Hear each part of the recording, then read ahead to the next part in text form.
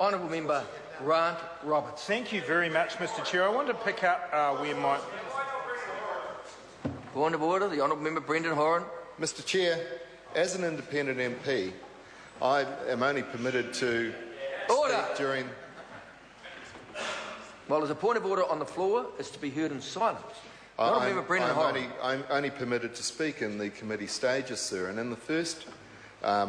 I was denied the opportunity for part one in the first readings and in the last committee stage, and I would ask you to consider that in the interests of democracy, that New Zealand actually hears an independent voice and that I get an opportunity to speak in this committee stage. Thank you for drawing that to my attention, Mr Horan. Speaking to the point of order, Mr Speaker, I think while the member has a valid point, I think it's generally been regarded as disorderly to disagree with the chair in that way, and especially to interrupt the contribution of another member, as Mr Horan did. I think, Mr Chairman, I think if he called out a bit louder when the call was going, someone might hear him. Thank you. The Honourable Member Grant Robertson. Thank you, Mr Chair. I want to pick up where my colleague Mr Mallard left off.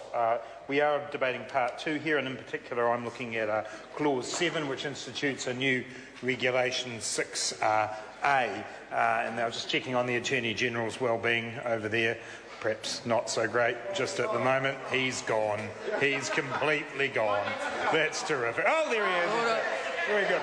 So, just for Mr Finlayson's benefit, we're looking at clause 7, which institutes the new regulation 6A into this Act. And as Mr Mallard said, we're looking at who can get a refund under Section 6A. I think the Minister may need some assistance now as well. Have we finished? Sit him down. Thank you, Mr Chair. The Minister appears to need some assistance at the moment. So what we're looking at here is who can get a refund and what those refunds are. And I think it's worthwhile, given that many members of the public who will be glued to their televisions and radios listening to this debate won't be aware of exactly how this process works. People who are interested in this debate will not be necessarily aware of how the excise duty refund works. So in this new Section 6A, there will be a rate of refund of 3.45 cents on the 1st of July 2013, 2014 and 2015. Mr Mallard's already explained that 3.45 cents effectively equates to the 3 cents that is being increased plus GST, and we have the open question of whether or not there is double dipping here, if these same people will be claiming GST back at the same time as having that included in their refund, and we haven't heard from the Minister to answer that. But it is important to know who is actually entitled to this refund, because it goes to the Labour Party's major concern with this whole bill. So who is entitled to a refund? Generally speaking, according to the NZTA fact sheet on these matters, it is vehicles that are used mainly for commercial purposes, particularly agricultural vehicles and some mobile machinery. So as Mr Mallard has already made the point, once again, what we see here is further benefit for those at the upper end of the income spectrum, further benefit for those more politically aligned to the National Party. And we go right back to the beginning, Mr Chair, of the whole way in which the National Party ended up with the roads of national significance. We know from the emails helpfully released as part of the Hollow Men book and documentary that the National Government National Party, then in opposition, made a political decision to create the roads of national significance, not because they were the best things for the transport solutions for New Zealand, but because politically it would work with them. Maurice Williamson, Don Brash, John Key, they were all involved in that email exchange,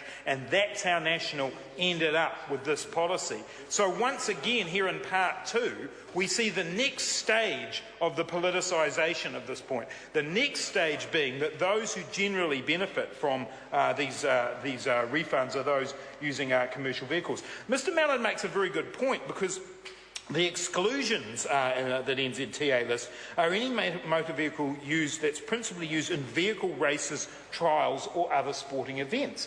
That seems overly harsh on the rally drivers of New Zealand, and those who are working to earn a living from using their vehicle on the track use their vehicle in a commercial way.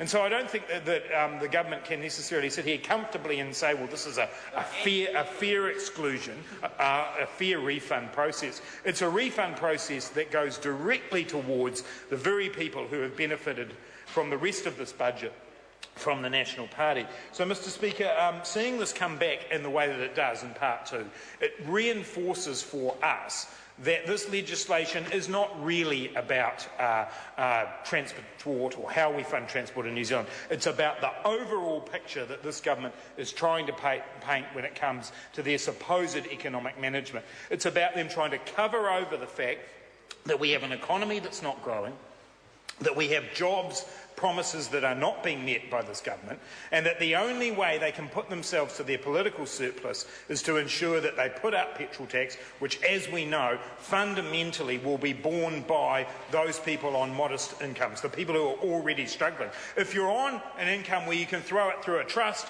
then you'll be able to get the refund. But if you keep going this way, Mr. Chair, I call the honourable member Chair. David Cunliffe. Thank you, Mr Chairman, and I'd like to